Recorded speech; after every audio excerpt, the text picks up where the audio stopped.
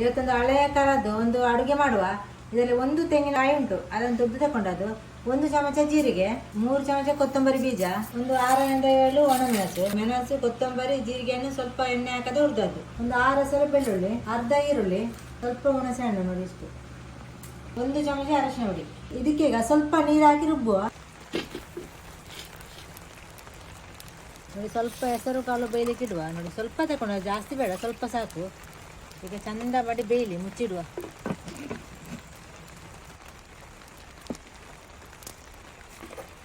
ಇದು ಬೇಯಲಿಲ್ಲ, ಸ್ವಲ್ಪ ಬೆಂದಿದೆ ಅಷ್ಟು ನೋಡಿ. ಈಗ ಸ್ವಲ್ಪ ಹಲಸಿನ ಬೀಜವನ್ನು ಜಜ್ಜಿ ಹಾಕಿದ್ದೇನೆ. ಹಲಸಿನ ಬೀಜ ಕೂಡ ಒಟ್ಟಿಗೆ ಬೇಯಿದೆ. ಇದು ಕೂಡ ಬೆಂದಿದೆ ನೋಡಿ. ಇದು ಬಲ್ಯಾರು ನೋಡಿ, ಕಟ್ ಪೀಸ್ ಬಲ್ಯಾರು ಅಂದರೆ ಶಾರ್ಕ್ ಮೀನಿದು. ಇದನ್ನು ಒಂದು 2 ಗಂಟೆ ನೆನೆ ಇಟ್ಟದ್ದು ನಾನು, ಅದು ಉಪ್ಪು ಎಲ್ಲ ಬಿಡಬೇಕಲ್ಲ ಅದಕ್ಕೆ.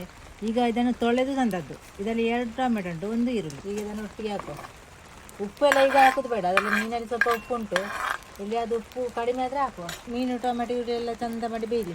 ಮೀನೆಲ್ಲ ಹಾಕಿದ ನಂತರ ಒಂದು 5 ನಿಮಿಷ ಬೇಯಲಿಕ್ಕೆ ಇಟ್ಟಿದ್ದೇನೆ. ಈಗ ಮಸಾಲ ಹಾಕುವ.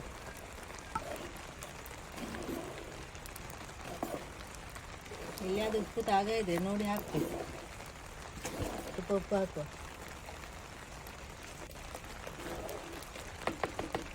ಚಂದ ಮಾಡಿ ಕುದಿ ಬರಲಿ.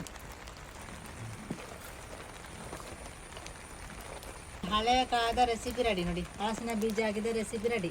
ಮತ್ತು ಈಗಲೇ ಹಲಸಿನ ಬೀಜ ಹಾಕಿ ನೀವು ಸಹ ಪದಾರ್ಥ ಮಾಡಿ, ಯಾಕೆಂದರೆ ಹಲಸಿನ ಬೀಜ ಮತ್ತೆ ಈಗ ಸೀಸನ್ ಅಲ್ಲ, ಮತ್ತೆ ಸಿಗುವುದಿಲ್ಲ.